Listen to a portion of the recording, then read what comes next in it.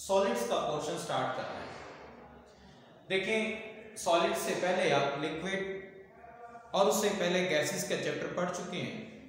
इनमें जो main difference है वो इंटरमॉलिक्यूलर फोर्सेस का है।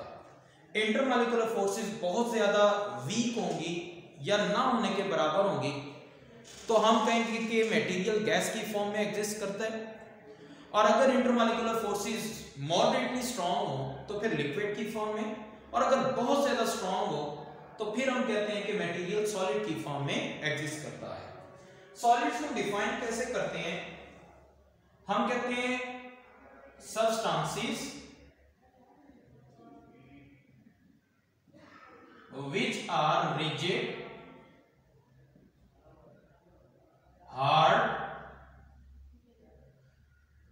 they have definite shape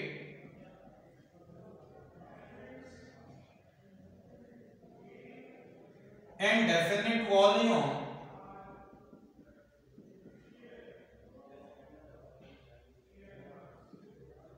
are called solids। इन्हें हम सॉलिड कहते हैं। इसमें यहां देखें बेटा, हमने 4 वर्ड्स इस्तेमाल किए हैं कि ऐसे substances which are rigid, number 1, number 2 hard, number 3 they have definite shape and number 4 they have definite volume. ये टोटल 4 वर्ड्स हैं जो हमने यहां डेफिनेशन में इस्तेमाल किए। रिजिड का मतलब क्या हुआ कि ऐसा मटेरियल जो अपनी शेप को चेंज ना करे, रिजिड रहे। हार्ड का मतलब क्या है कि बहुत ज्यादा सख्त है, उनमें इंटरमॉलिक्यूलर फोर्सेस स्ट्रांग होती हैं। और नंबर 3 पर डेफिनेट शेप है, यानी शेप इनकी चेंज नहीं होती। यानी अगर हम बात करें कि रिजिड का मतलब यही है कि इनकी शेप डेफिनेट रहती है, वो चेंज नहीं होती।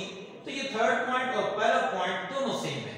इसी तरह से जो फोर्थ पॉइंट है डेफिनेट वॉल्यूम, इसका मतलब ये कि सॉलिड्स का वॉल्यूम किसी भी सूरत में तब्दील नहीं होता। उसकी वजह यही है कि इंटरमॉलिक्यूलर स्पेसेस ना होने के बराबर है, जिसकी वजह से इनका वॉल्यूम फिक्स रहता है। तो बेटा ये 4 मेन पॉइंट्स हैं। Number 1 rigid, number 2 hard, number 3 definite shape and number 4 definite volume. ये आपने सॉलिड्स की डेफिनेशन के लिए याद रखना है। अब सॉलिड्स में जो constituent particles होते हैं, they are well packed constituent particles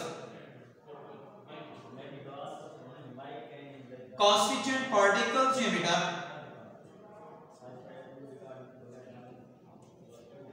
वो कौन कौन से होते हैं इनमें? constituent particles of solids, मैं यहां ब्रैकेट में लिख रहा हूं। एटम्स हो सकते हैं बेटा, मॉलिक्यूल्स हो सकते हैं, और इसी तरह से आयन्स हो सकते हैं। constituent particles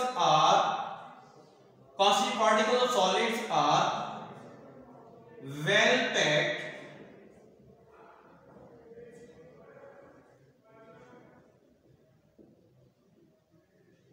very less interparticle spaces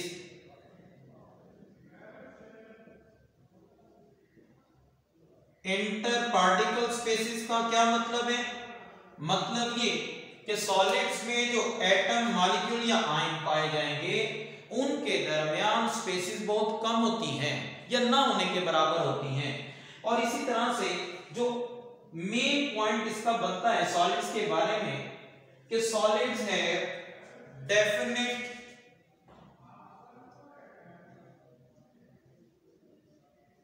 position of particles in 3-dimensional space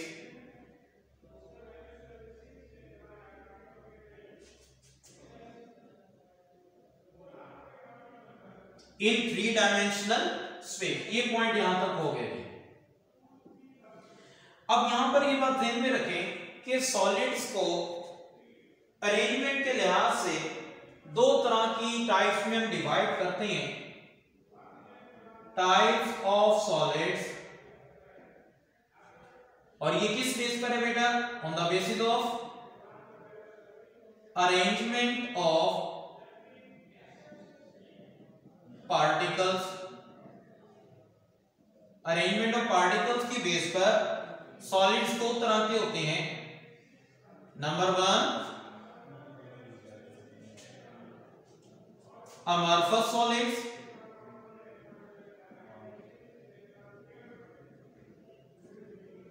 and number 2 crystalline solids.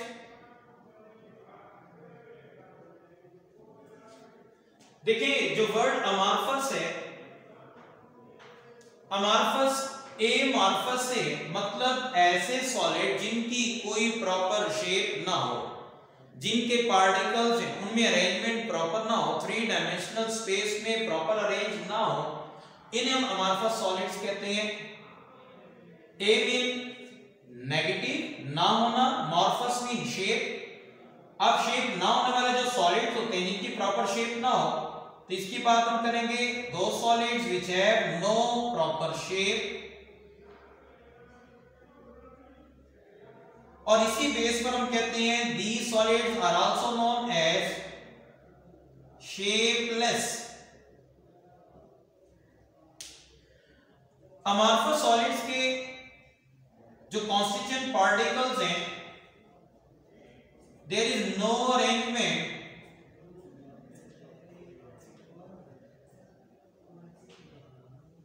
there is no proper arrangement of solids, no proper arrangement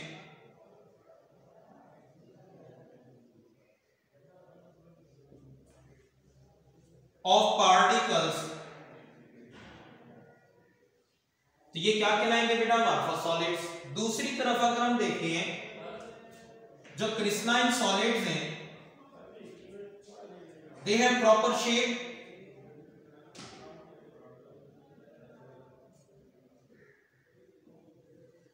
और जो प्रॉपर शेप होगी उसके लिए हम कहते हैं कि जहां पर there is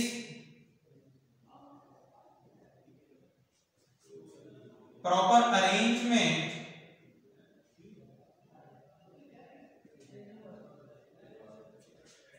of particles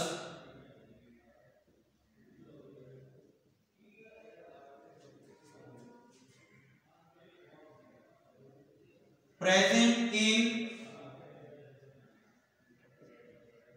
crystalline solid। अब दोनों तरफ देखें, अमॉर्फस सॉलिड और क्रिस्टलाइन सॉलिड की एग्जांपल क्या हो सकती है?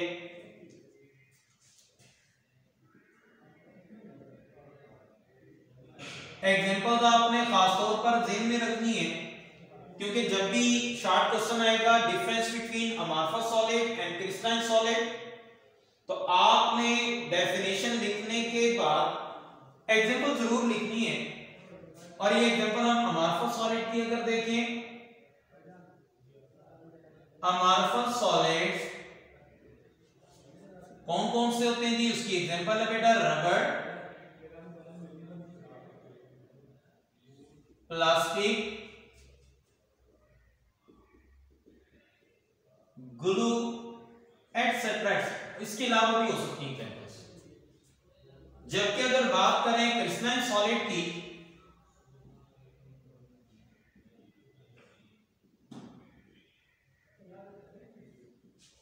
क्रिस्टलाइन सॉलिड के बारे में हम कहते हैं इसकी एग्जांपल क्या बनेगी?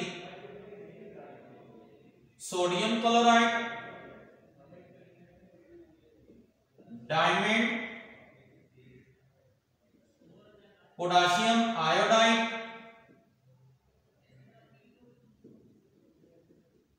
Ammonium chloride etcetera etcetera. ये मुख्तलिफ किस्म के हमारे पास केमिकल्स हैं जिनकी हम कहते हैं कि वो क्रिस्टलाइन शेप में या क्रिस्टलाइन सॉलिड की फॉर्म में एग्जिस्ट करते हैं। तो सॉलिड्स की बेटा दो टाइप, अमॉर्फस और क्रिस्टलाइन। अमॉर्फस में हमने कहा कि शेपलेस होती, उनकी कोई शेप नहीं होती, और यहाँ पर जो प्रॉपर अरेंजमेंट है पार्टिकल्स की वो भी नहीं है। जबकि क्रिस्टलाइन सॉलिड में क्या होता है? प्रॉपर अरेंजमेंट होती है, पार्टिकल्स के दरमियान डिस्टेंस स्पेसिफिक होता है, उन्हें हम क्रिस्टलाइन सॉलिड्स बोलते हैं बेटा। अब याद रखें क्रिस्टलाइन सॉलिड्स को अमॉर्फस सॉलिड में कन्वर्ट कर सकते हैं, और यहां से ये शॉर्ट क्वेश्चन बनता है how crystalline solids can be converted into amorphous solids। तो ये शॉर्ट क्वेश्चन आता है, इसका जवाब क्या होगा? देखें भाई, अभी हम ये पढ़ चुके हैं कि जो क्रिस्टलाइन सॉलिड है उसमें पार्टिकल्स की प्रॉपर अरेंजमेंट होती है, और जो आपके पास अमॉर्फस सॉलिड है उसमें अरेंजमेंट नहीं होती। तो अगर क्रिस्टलाइन सॉलिड को अमॉर्फस में कन्वर्ट करना है तो उसका तरीकाकार ये है कि क्रिस्टलाइन सॉलिड को मेल्ट किया जाए, क्रिस्टलाइन सॉलिड को मेल्ट किया जाए, और मेल्ट करने के बाद हम उसको वेरी फास्ट कूल करें, रैपिड कूलिंग का प्रोसेस करें। इस दौरान क्या होगा? पार्टिकल्स को अरेंज होने का टाइम नहीं मिलेगा, और इस तरह से क्रिस्टलाइन सॉलिड अमॉर्फस सॉलिड में कन्वर्ट हो सकता है। तो जी जवाब क्या है इसका? देखिए बेटा, हम इसका जवाब लिखने लगे हैं। देखें, bye melting the crystalline solid,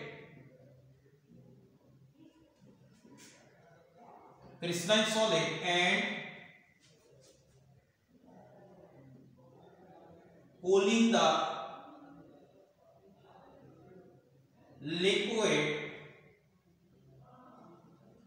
liquid rapidly will convert the crystalline solid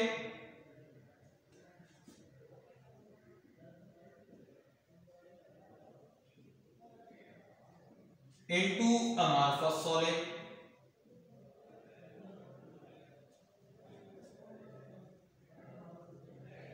Because particles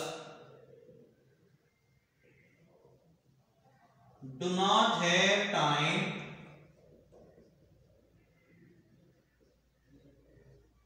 to arrange themselves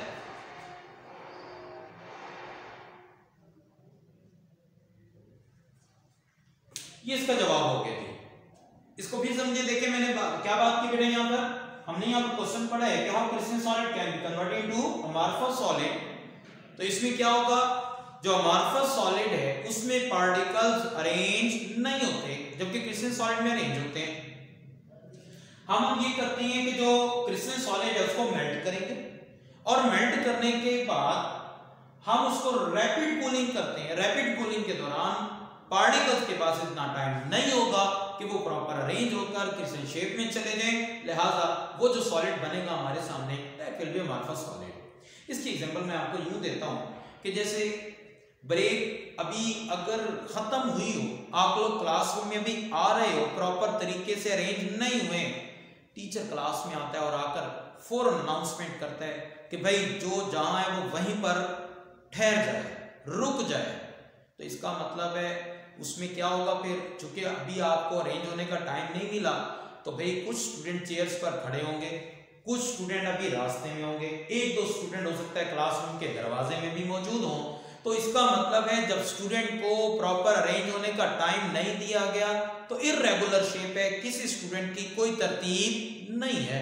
बिल्कुल इसी तरह से जो आपके पास क्रिस्टलाइन सॉलिड है, जब उसको मेल्ट करते हैं, मेल्ट होने पर उनकी तरतीब खराब हो जाती है, और जब उसको रैपिड कूलिंग करेंगे तो रैपिड कूलिंग करने से उनको प्रॉपर टाइम नहीं मिलेगा, और टाइम ना मिलने से फिर वो जो क्रिस्टलाइन सॉलिड था वो अमॉर्फस सॉलिड में तब्दील हो जाता है। चलिए जी, ये तो था क्रिस्टलाइन सॉलिड को अमॉर्फस सॉलिड में हम कैसे चेंज कर सकते हैं। नेक्स्ट देखें कि अमॉर्फस सॉलिड में उनमें कोई प्रॉपर अरेंजमेंट तो नहीं है, लेकिन कुछ स्मॉल रीजन्स होते हैं जिनमें प्रॉपर अरेंजमेंट पाई जाती है। बेटा अमॉर्फस सॉलिड की प्रॉपर्टी है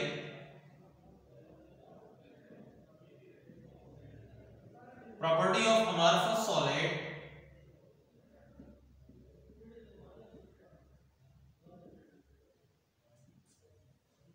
एक प्रॉपर्टी यहां पर जो हम डिस्कस कर रहे हैं वो अरेंजमेंट है, उसमें ये होता है जो पार्टिकल्स होते हैं बेटा, there is small regions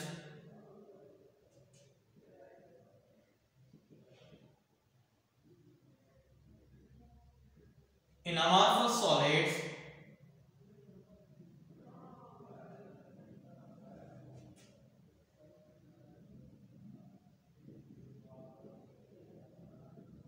in which regularity of arrangement of particles is present। क्या मतलब हुआ?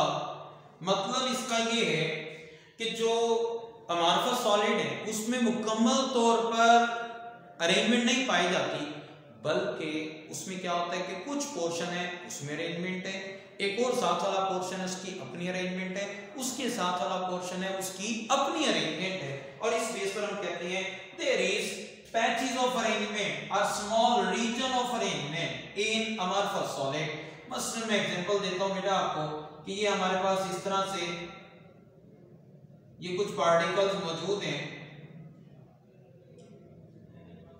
इनकी आपस में अगर हम देखें तो ये अरेंजमेंट किसी हद तक पाई जाती है।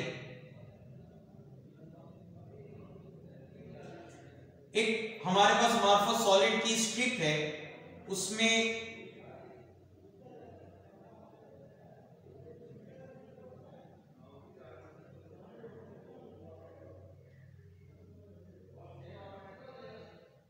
और उसके बाद हम कहते हैं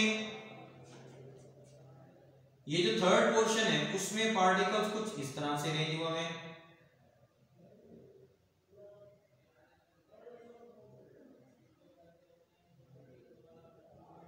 अब ये तीनों रीजन बेटा एक ही मेटल स्ट्रिप में या एक ही सॉलिड की स्ट्रिप में मौजूद हैं, एक ही सॉलिड की स्ट्रिप में मौजूद हैं।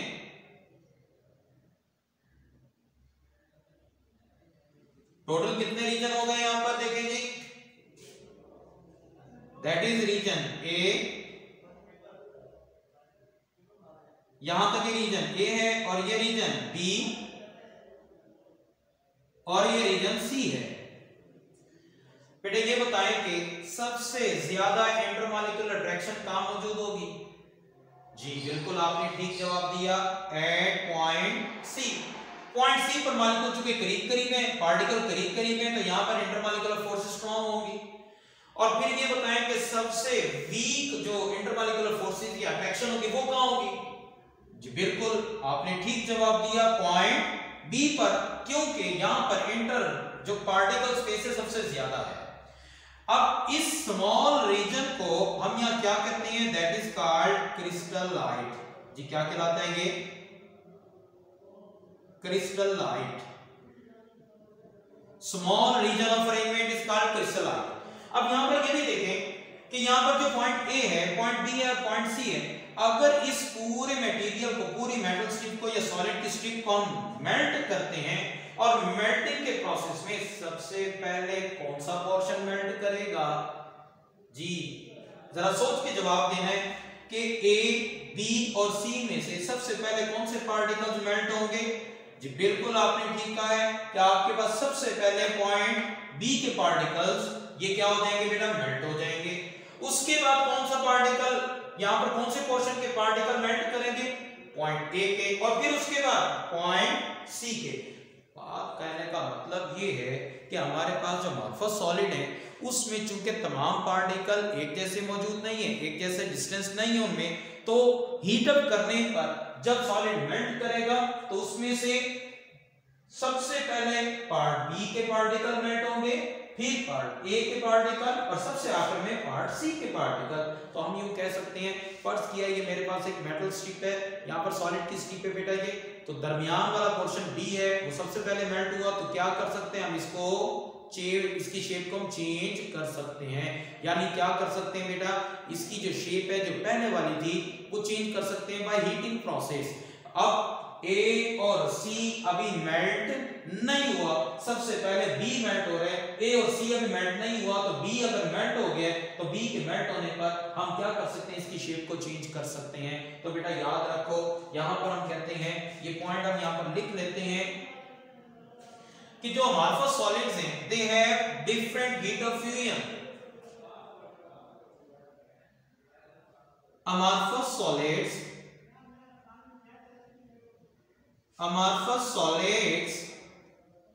have different heat of fusion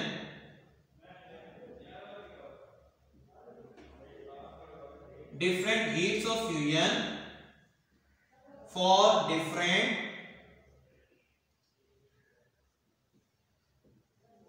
crystallites। Her crystallite का अपना मेल्टिंग पॉइंट है, और मेल्टिंग पॉइंट जब डिफरेंट होगा तो इस केस में क्या हो सकता है, हम उसकी शेप को चेंज कर सकते हैं, हम उसको मुख्तलिफ शक्लों में तब्दील कर सकते हैं। इसी बात को लेकर यहां पर हम ये पॉइंट भी लिखते हैं बेटा,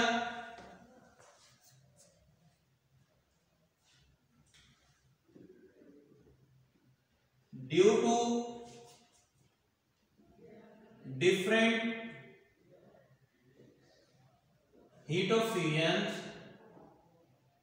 क्या मतलब हीट ऑफ फ्यूजन? बेटा ये वो हीट रिक्वायर्ड है जो इसको मेल्ट करने के लिए जरूरत है जिसकी, यानी मेल्टिंग पॉइंट की बात कर रहे हैं आप। यहां पर due to different heat of fusion के बाद लिख लें different melting points, different melting point, different heat of fusion या डिफरेंट मेल्टिंग पॉइंट की वजह से we can change the shape of amorphous solids।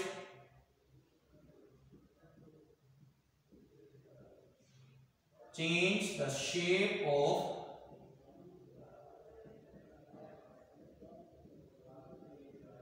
amorphous solids।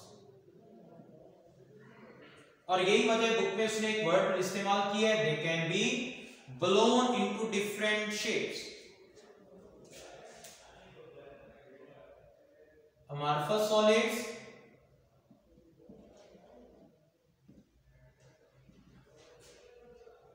can be molded। molded का मतलब मोल्ड करना, उसकी शक्ल को तब्दील कर लेना, और blown into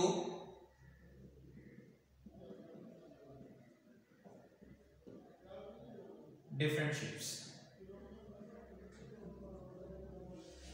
और ये याद रहे बेटा, ये प्रॉपर्टी क्रिस्टलाइन सॉलिड में नहीं पाई जाती। उसकी वजह क्या है, क्रिस्टलाइन सॉलिड में जो डिस्टेंस होता है वो चूंकि एक जैसा है, तो डिस्टेंस एक जैसा होने की वजह से उसमें हीट ऑफ फ्यूजन एक जैसी रहेगी, और हीट ऑफ फ्यूजन फिक्स होने की वजह से हम ये कहते हैं कि वहां पर जो शेप है हम उसकी चेंज नहीं कर सकते। हीट ऑफ फ्यूजन से एक और बात हम यहां पर लिख सकते हैं कि amorphous solids have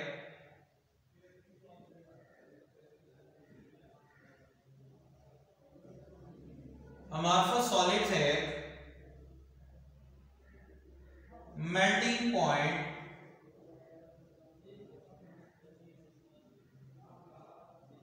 in range। मतलब क्या बेटा, हमने इस सॉलिड को हीट अप किया था, सबसे पहले कौन सा पोर्शन मेल्ट किया उसका, बी पार्ट, बी पोर्शन, फिर उसके बाद ए, फिर उसके बाद सी। इसका मतलब है सारा सॉलिड एक ही मेल्टिंग पॉइंट पर मेल्ट नहीं हुआ, बल्कि उसका मेल्टिंग पॉइंट रेंज में आता है, यानी कम से लेकर टेम्परेचर, फॉर एग्जांपल हम कहते हैं एक सॉलिड है उसका मेल्टिंग पॉइंट 150 से लेकर 200 तक है। क्या मतलब? मतलब ये है कि वो सॉलिड 150 डिग्री से मेल्ट होना शुरू होता है, 160 पर मेल्ट हो रहे, 70, 80, 90 और 200 पर जाकर वो सॉलिड मुकम्मल तौर पर मेल्ट हो जाता है। तो बेटा याद रखें, अमॉर्फस सॉलिड्स है melting point in range. Range का मतलब क्या है, कोई फिक्स नहीं होता, शार्प नहीं होता, कोई प्रॉपर इसका मेल्टिंग पॉइंट नहीं होता। तो बेटा ये तो बात थी अमॉर्फस सॉलिड की। अब नेक्स्ट हम बात करेंगे क्रिस्टलाइन सॉलिड की प्रॉपर्टीज की। क्रिस्टलाइन सॉलिड्स की प्रॉपर्टीज नेक्स्ट टाइम इंशाल्लाह हम डिस्कस करेंगे। आज तक के लिए इतना है। अल्लाह हाफिज।